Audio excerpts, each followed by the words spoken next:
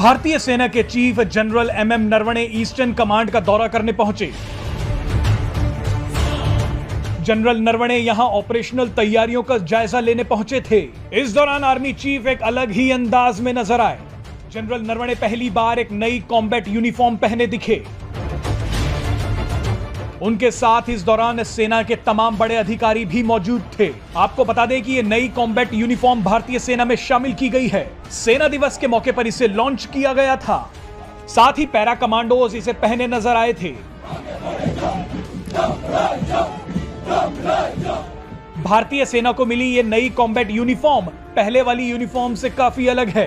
तो इस वीडियो में आपको बताएंगे कि कितनी खास है आर्मी को मिली ये नई कॉम्बैट यूनिफॉर्म। भारतीय सेना ने 15 जनवरी यानी सेना दिवस के दिन अपनी नई कॉम्बैट यूनिफॉर्म या बैटल फटीग को पहली बार प्रदर्शित किया। भारतीय सेना ने अपनी यूनिफॉर्म में समय समय पर परिवर्तन किए हैं।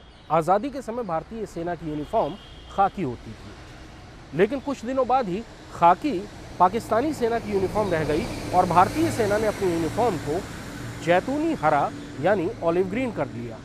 और उस समय बैटल फटीग या कॉम्बैट यूनिफॉर्म कॉटन की बनी हुई पैंट और कमीज होती थी, जो कि जैतूनी रंग की, हरे जैतूनी रंग की हुआ करती थी।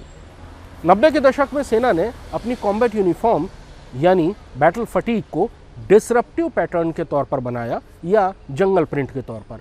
इससे जवान को ऑपरेशन के दौरान छुपे रहने में आसानी मिलती थी, यानी उसको बेहतर कैमोफ्लेज मिलता था।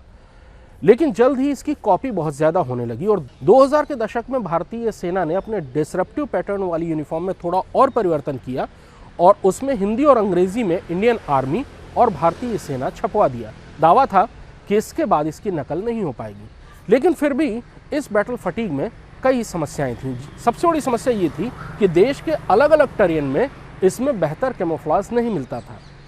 यानी कि अगर कोई सैनिक किसी जंगल में ऑपरेशन कर रहा है तब तो ये यूनिफॉर्म उसे छुपाती थी, लेकिन अगर वो डेजर्ट में यानी रेगिस्तानी इलाके में ऑपरेशन कर रहा है तो उस वक्त ये यूनिफॉर्म उसको कैमोफ्लेज नहीं देती थी।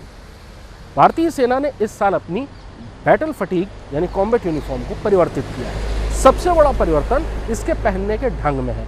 अभी तक भारतीय सेना की यूनिफॉर्म पैंट के अंदर कमीज को दबाकर पहनी जाती थी और ऊपर से बेल्ट लगाई जाती थी, लेकिन अब नई यूनिफॉर्म में शर्ट बाहर रहेगी, पैंट के ऊपर रहेगी और पैंट के ऊपर बेल्ट लगाई जाएगी, यानी बेल्ट शर्ट के नीचे छुपी हुई रहेगी।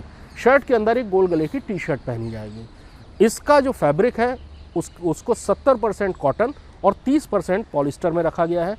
कॉटन की वजह से ये आरामदेह है। भारत की नम और गर्म आबो हवा में इसको पहनने से सैनिक को आराम मिलेगा।